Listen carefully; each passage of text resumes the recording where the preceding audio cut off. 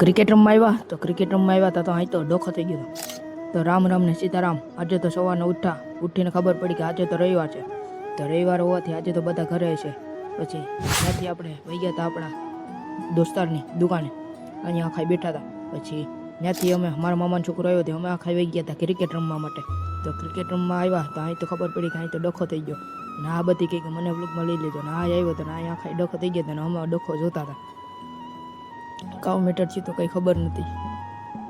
આ ખાઈ કે મને લઈ લીધું, એને લઈ લીધા. પછી ઘરે આવી નાહી ધોઈ ને બેસી ગયા હતા આપણે આપણું હોમવર્ક કરવા માટે. કારણ કે આપણી એક્ઝામ ચાલુ થાય છે હવે કાલથી એક્ઝામ ચાલુ થાય છે એટલે સેટ 20 તારીખ સુધી એક્ઝામ ચાલુ રહેશે.